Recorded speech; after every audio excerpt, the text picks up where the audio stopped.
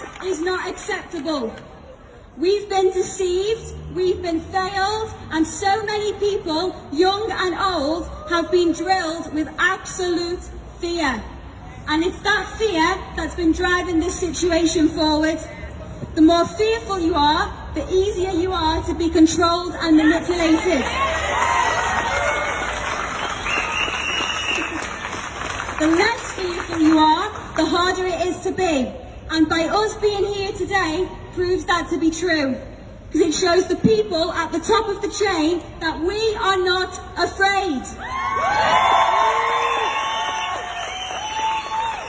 We are not afraid, and we will fight until fear is overridden by strength, knowledge and unity.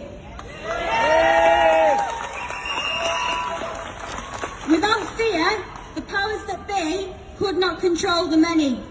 They could not drive people into submission. They could not create division between the people. And they could not strip away one's ability to think for themselves.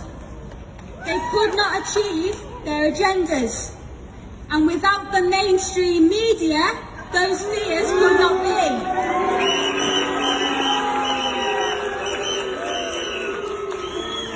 As a young person, defund the BBC!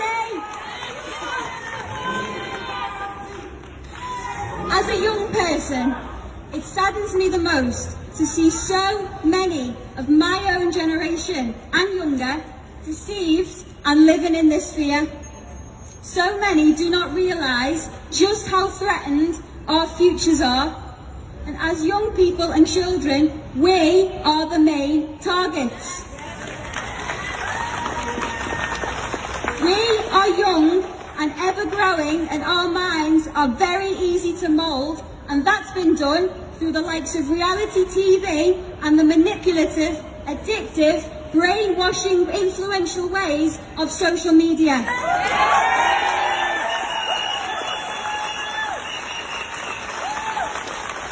The powers that be, they don't want young people especially to know any different than what's presented to us through our phone and TV screens. They don't want us to see the real world for what it actually is. They don't want us to be able to communicate properly, to be strong-minded, and they don't want us by any means to be able to have our own minds.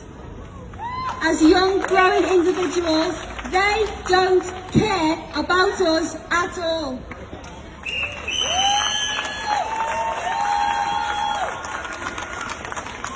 As young people, we always say how much that we want to change the world. And if we really want to do it, we need to start looking up and out from those screens at the real world around us.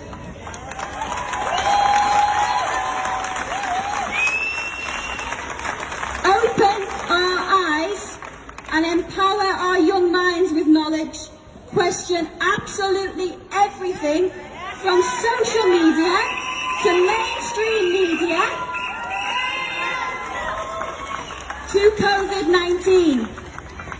On the 19th of March 2020, the government website stated that the virus was downgraded from being a high consequence infectious disease. 4 days later, we went into lockdown. Why?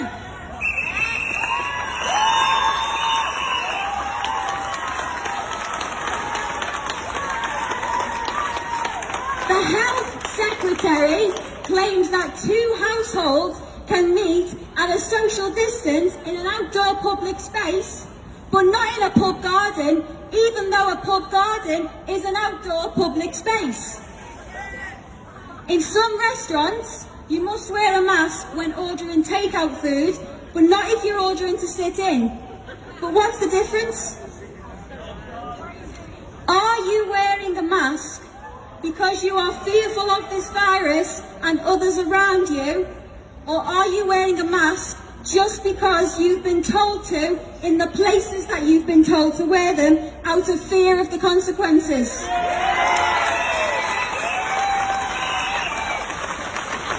Do you believe everything that you've been told just because you've been told it's happening or it exists or because it's for your own benefit? Or Are you able to think for yourself and find out information for yourself instead of the government and the media doing it for you?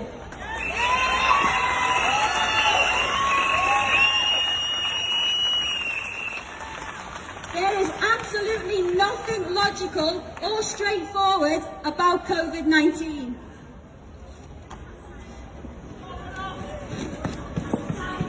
There is a much bigger picture to be looked at.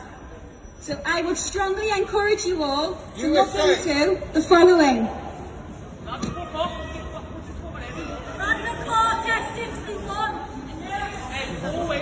Number one, Mindspace.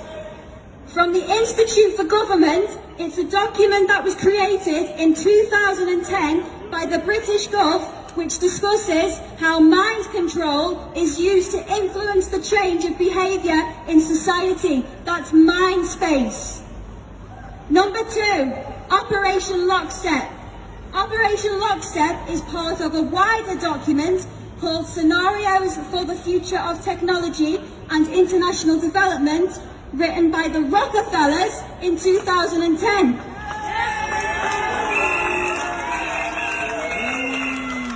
Also known as the agenda behind COVID-19, everything that has been happening around you and is set to happen in the future is written in that document.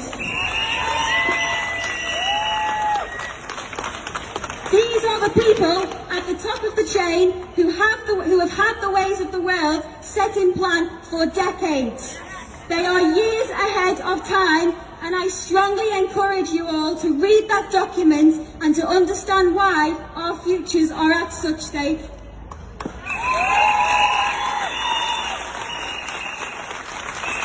I'd also strongly encourage the following to be looked into.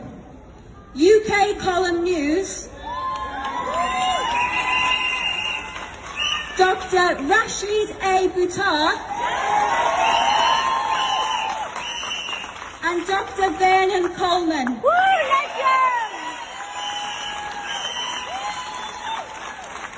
These are just three of the many credible, independent people out there who provide us with the truth that's been missing, who have our best interests at heart, and David Icke, and whose information does not deserve to be dismissed.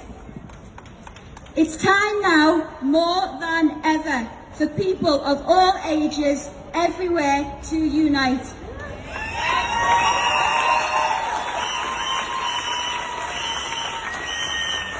We need to take back our lives and our freedoms that we deserve.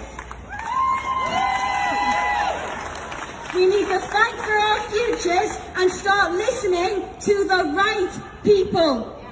We need to start empowering each other with knowledge, help one another to take back control of their own minds.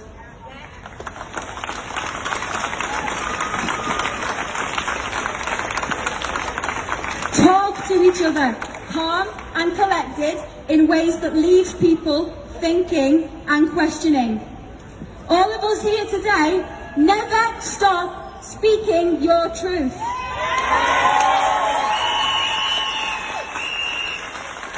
Continue to empower your minds with knowledge, and you will attract the right people.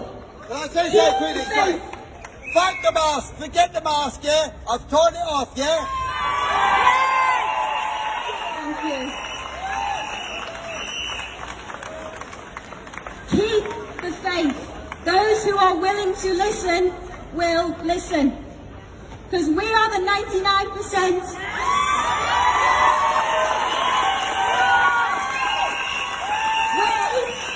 We are unity.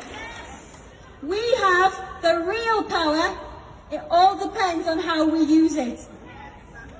And with that in mind, I'd just like to finish on a rather inspirational story, as Aesop's fable, The Bundle of Sticks. It's a story of an old man, a father to a set of sons, constantly fighting with one another. On the point of his death, the old man calls his sons to be around him to give them some advice. he asked his servants to bring forward a bundle of sticks that are all tied together. The old man then asks each of his sons to one by one attempt to break the bundle of sticks. And they each try with all their efforts, but they were all unsuccessful. The old man then orders that the bundle of sticks be untied and each son be given a single stick. When it was done, each stick was told to be broken, and each stick was easily broken. The message from the old man to his sons was that individually you can easily be conquered, but together you are invincible.